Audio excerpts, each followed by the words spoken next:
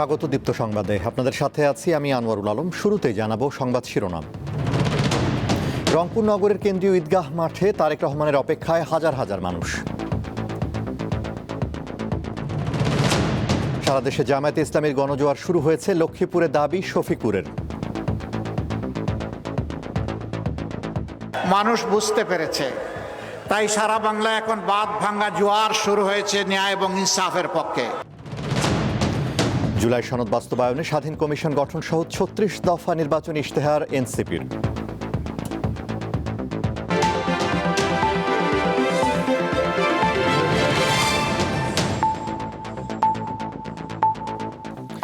এবারে বিস্তারিত। বিএনপির চেয়ারম্যান তারেক রহমান আজ রংপুর শহরের কেন্দ্রীয় ঈদগাহ মাঠে জনসভা করবেন। রংপুরে পৌঁছে প্রথমে তিনি পীরগঞ্জে ২০২৪ সালের গণ অভ্যুত্থানে নিহত আবু সাঈদের কবর জিয়ারত করবেন। এরপর যোগ দেবেন নগরের কেন্দ্রীয় ঈদগাহ মাঠে নির্বাচনী জনসভায়। এরই মধ্যে সমাবেশ স্থলে হাজার হাজার মানুষ জড়ো হয়েছেন। বিএনপি চেয়ারম্যানের বক্তব্য শোনার অপেক্ষায় রয়েছেন তারা। দুপুরের পর থেকে স্লোগানে স্লোগানে মুখরিত হচ্ছে কেন্দ্রীয় ঈদগাহ মাঠ।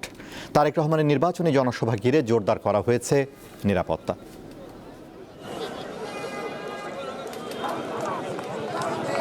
তারেক রহমানের আজকে যে রংপুর বিভাগের যে সমাবেশ, সেই সমাবেশ সফল যাতে হয় সেজন্য আমরা এসেছি। রংপুরে ধানের শীষ এবং জিয়ার আদর্শ বাস্তবায়ন করার জন্য যত কিছু চেষ্টা প্রচেষ্টা আছে উনি করবেন। ভবিষ্যতের ভরসা আশা ধানের শীষ উন্নয়নের জোয়ার নিয়ে আসবে, এইটাই আমাদের কামনা। পরিবর্তনের একটা ছোঁয়া এসেছে, রংপুরে তারেক রহমান আসতেছে। আমরা যারা তরুণ ভোটার আছি, আমার তাদের কাছে প্রত্যাশা যে রংপুরের উন্নয়ন উনি কিভাবে করবে সেই বিষয়গুলো আমাদেরকে বলবে। দর্শক, রংপুর নগরের কেন্দ্র ঈদগাহ মাঠে বিএনপির নির্বাচনী জনসভার খবর নিয়ে যোগ দিচ্ছেন সহকর্মী রুবায়েত হাসান। রুবায়েত, তারেক রহমান কখন নাগাদ জনসভাস্থলে পৌঁছতে পারেন, আর সেখানে নেতাকর্মী ও সমর্থকদের উপস্থিতি কেমন দেখছেন? দর্শক, এই মুহূর্তে আমরা অবশ্য রুবায়েতের সাথে সংযোগটি স্থাপন করতে পারছি না। পরবর্তীতে নিশ্চয়ই আবার তার কাছে আমরা ফিরব।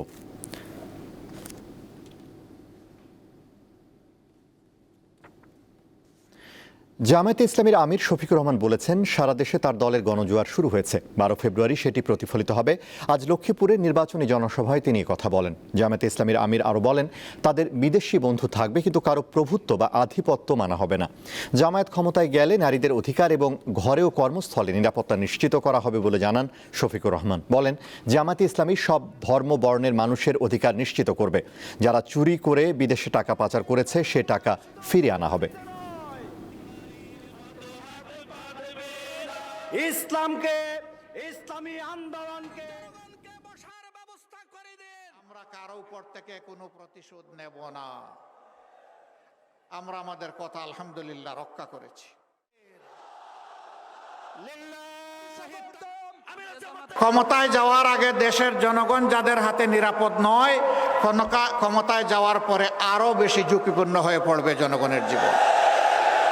মানুষ বুঝতে পেরেছে, তাই সারা বাংলা এখন বাঁধ ভাঙ্গা জোয়ার শুরু হয়েছে ন্যায় এবং ইনসাফের পক্ষে। যুব সমাজ আলহামদুলিল্লাহ আজকে তারা মুখিয়ে আছে নতুন একটি বাংলাদেশ 13 তারিখ থেকে দেখার জন্যে। দর্শক, আমরা রংপুরে তারেক রহমানের জনসভার খবর নিয়ে যোগ দেওয়ার জন্য যুক্ত করছি রুবায়েত হাসানকে। রুবায়েত, তারেক রহমান কখন নাগাদ জনসভাস্থলে পৌঁছতে পারেন, আর সেখানে নেতাকর্মী সমর্থকদের উপস্থিতি কেমন দেখছেন আমাদের জানান। সবাই ভালো থাকবেন, ঐক্যবদ্ধ থাকবেন, সবাই ধানের শীষের পক্ষে ঐক্যবদ্ধভাবে কাজ করবেন, এই আশাবাদ। আনোয়ার, আপনি জেনে থাকবেন যে উত্তর জনপদের যে নির্বাচনী জনসভাগুলো রাজশাহীতে করেছেন, নওগাঁয় করেছেন, বগুড়ায় করেছেন তারেক রহমান। গতকাল গভীর রাত পর্যন্ত নির্বাচনী জনসভায় তিনি দেশকে এগিয়ে নেবার প্রত্যয় ব্যক্ত করে কেন্দ্রীয় বিএনপির পক্ষ থেকে যে মাঠটিতে অর্থাৎ কেন্দ্রীয়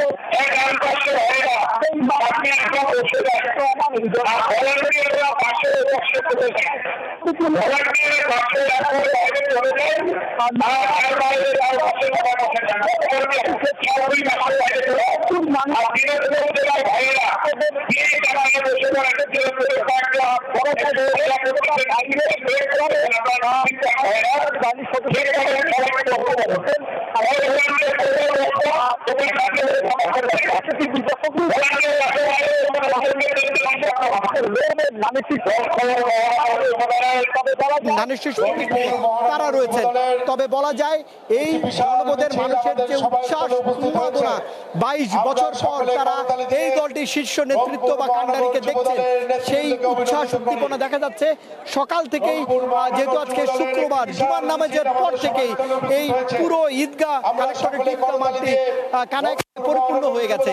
নিরাপত্তা রয়েছে, তবে এক ধরনের আশপাশের যে ছোট গলি রাস্তাগুলো রয়েছে পুরো রংপুর শহরে শুধুমাত্র বিএনপি নেতাকর্মী, ধানের শীষের প্রতীক, ব্যানার, ফেস্টুন, মিছিল, বলা যায় যে উত্তরের এই জনপদ এখন মুখিয়ে রয়েছে তারেক রহমানকে সাদরে আমন্ত্রণ জানাবার জন্য। এবং বলতে চাই যে উন্নয়নের বার্তা বা নির্বাচনে ভোটে জিতলে যে বার্তা তিনি দেবেন সেই বার্তাগুলো শোনবার জন্য এই এলাকার মানুষ মুখিয়ে রয়েছে। সব মিলিয়ে বলা যায় যে হয়তো আর কিছু সময়ের মধ্যে, ঘন্টাখানেকের মধ্যেই এই রংপুরের জনসভায় তিনি যোগ দিবেন। এই মুহূর্তে তিনি পীরগঞ্জে রয়েছেন এবং পীরগঞ্জ থেকে আপনি জেনে থাকবেন জুলাইয়ের প্রথম শহীদ আবু সাঈদের কবর জিয়ারতের মধ্য দিয়ে রংপুর অঞ্চলের যে সমাবেশ তাতে তিনি যোগ দিবেন বলে আমরা জানতে পেরেছি। তিনি এই মুহূর্তে পথে রয়েছেন, ওই কর্মসূচির পরেই তিনি রংপুরের এই জনসভায় যোগ দেবেন। আপনি দেখতে পাচ্ছেন যে মানুষের যে জোয়ার এই অঞ্চলে ধানের শীষের পক্ষে, সেটি আসলে দেখা যাচ্ছে। এবং 12 তারিখের নির্বাচন ঘিরে তারেক রহমান যখন নির্দেশনা দিবেন, আরো সময় গড়ালে আমি বাড়তি তথ্য আপনাকে জানাতে পারবো। এই ছিল এখন পর্যন্ত আমার কাছে। আনোয়ার। রুবায়েত, আপনাকে ধন্যবাদ। রংপুর থেকে তারেক রহমানের জনসভার খবর জানাচ্ছিলেন সহকর্মী রুবায়েত হাসান। জাতীয় সংসদ নির্বাচনকে সামনে রেখে 36 দফার ইশতেহার ঘোষণা করেছে জাতীয় নাগরিক পার্টি এনসিপি। বিকেলে রাজধানীর গুলশানে একটি হোটেলে এই ইশতেহার ঘোষণা করা হয়। এতে জুলাই সনদ বাস্তবায়নে স্বাধীন কমিশন গঠন, 16 বছর বয়সে ভোটার তালিকায় অন্তর্ভুক্তি, বাড়ি ভাড়ার সুনির্দিষ্ট কাঠামো এবং নাজুক জনগোষ্ঠীর দারিদ্র্যের চক্র ভাঙতে বিশেষ প্রকল্প গ্রহণের অঙ্গীকার রয়েছে। আমরা যদি এবং শাসন ব্যবস্থায় জবাবদিহিতা ভেঙে পড়েছে। দর্শক, এনসিপি নির্বাচনী ইশতেহার ঘোষণার পর এখন কথা বলছেন দলটির আহ্বায়ক নাহিদ ইসলাম। আমরা সরাসরি যাচ্ছি সেখানে। সম্পর্ক উন্নয়ন করা হবে। সশস্ত্র বাহিনীর জন্য রেগুলার ফোর্সের দ্বিগুণ আকারে রিজার্ভ ফোর্স তৈরি করা হবে। 5 বছরের সেনাবাহিনীতে একটি ইউএভি অর্থাৎ আনম্যান্ড এরিয়াল ভেহিকেল ব্রিগেড গঠন এবং মাঝারি পাল্লার অন্তত 8টি surface two air missile battery অধিগ্রহণ করা হবে। আমি 36টা পয়েন্টের মধ্যে উল্লেখযোগ্য এবং গুরুত্বপূর্ণ কয়েকটা পয়েন্ট বললাম এবং এই ইশতেহারগুলো আমরা চেষ্টা করেছি যেটা বাস্তবিক, যেটা রিজনেবল এবং বাস্তবায়নযোগ্য সেই ইশতেহারগুলোই বলার। আমরা হয়তো অনেক এর থেকে অনেক বড় জায়গায় বাংলাদেশকে নিয়ে যেতে চাই, সেই স্বপ্ন আমাদের আছে। কিন্তু এবং আমরা নির্বাচনের আগে এরকম আকাশ কুসুম অনেক কিছুই হয়তো বলেই, মানে রাজনৈতিক দলগুলো বলে বা তাদের প্রচারণায় আছে, কিন্তু আমরা যেটা আমাদের মধ্যে 5 বছরে প্র্যাকটিক্যাল এবং একটা গভর্নমেন্টের একটা স্টেক হোল্ডার পাওয়ার অংশীদার হিসেবে আমাদের পক্ষে যতটুকু করা সম্ভব, আমি এটা প্র্যাকটিক্যালিটির ভিত্তিতে আমরা এই স্টেপটা করেছি। এটা এমন না আমরা কোথায় পৌঁছাতে চাই, বরং এটা আমরা আসলে কতটুকু পৌঁছানো সম্ভব আগামী 5 বছরে সেইটাকে আমরা বলছি। আমরা শিক্ষা, স্বাস্থ্য, কর্মসংস্থান, সংস্কার বিচারের পাশাপাশি এই 3টিকে আমরা সবচেয়ে গুরুত্ব দিয়েছি।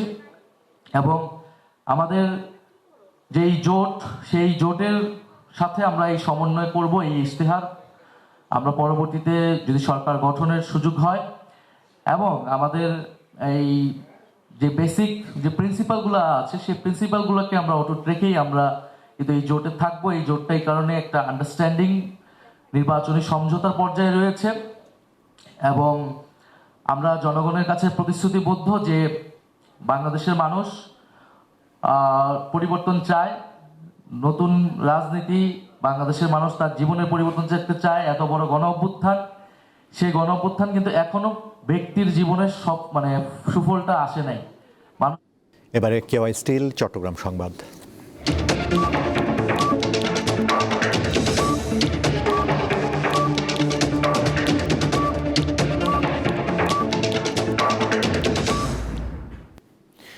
Bangladesh society of ultrasonography BSU এর উদ্যোগে এবং institute of management and medical technology চট্টগ্রামের সহযোগিতায় ডপলার আল্ট্রাসাউন্ড কর্মশালা অনুষ্ঠিত হয়েছে। সকালে বন্দরনগরের একটি অভিজাত হোটেলে এই আয়োজন করা হয়। এতে ডপলার আল্ট্রাসাউন্ডের মৌলিক নীতিমালা, আধুনিক প্রযুক্তি, বিভিন্ন রোগ নির্ণয়ে এর ক্লিনিক্যাল প্রয়োগ এবং পরীক্ষার ফল সঠিকভাবে বিশ্লেষণের কৌশল নিয়ে বিস্তারিত আলোচনা হয়। বিশেষভাবে প্রমাণ ভিত্তিক রোগ নির্ণয় ও নির্ভুল রিপোর্টিংয়ের ওপর গুরুত্ব আরোপ করা হয়। ডপলারের মাধ্যমে আসলে যে রোগগুলো নির্ণয় করা হয় সেটা সাধারণত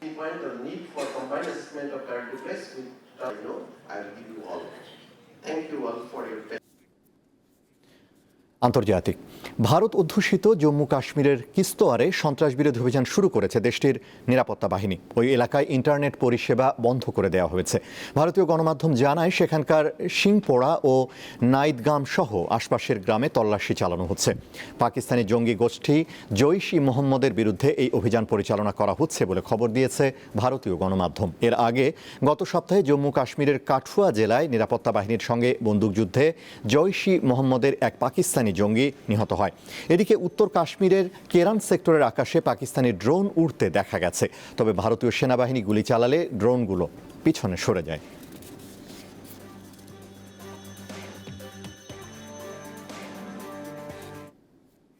খেলার খবর, নারী টি-20 বিশ্বকাপের বাছাই পর্বের সুপার সিক্সের ম্যাচে স্কটল্যান্ডকে 90 রানে হারিয়েছে বাংলাদেশ। এর আগে ব্যাট করে 5 উইকেটে 191 রান তোলে নিগার বাহিনী। জবাবে 9 উইকেটে 101 রানে থামে স্কটিশ ইনিংস। পেসার মারুফা 4 ওভারে 25 রানের খরচায় নেন 3 উইকেট।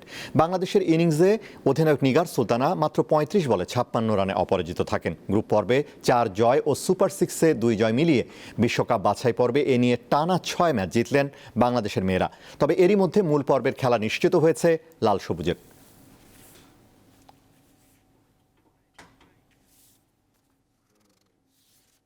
শেষ করব দীপ্ত সংবাদ, তার আগে সংবাদ শিরোনামগুলো জানাবো আরো একবার। রংপুর নগরের কেন্দ্রীয় ঈদগাহ মাঠে তারেক রহমানের অপেক্ষায় হাজার হাজার মানুষ। সারা দেশে জামায়াতে ইসলামীর গণজোয়ার শুরু হয়েছে, লক্ষ্মীপুরে দাবি শফিকুরের।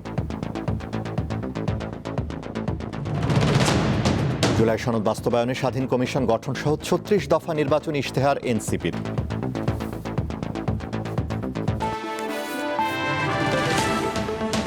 এ ছিল এখনকার মতো আমাদের পরবর্তী দীপ্ত সংবাদ সন্ধ্যা 6:40 দেখার আমন্ত্রণ। এছাড়া আরও তথ্য বিনোদনের খবর পেতে যুক্ত থাকুন দীপ্তর ডিজিটাল প্ল্যাটফর্মগুলোতে। ধন্যবাদ।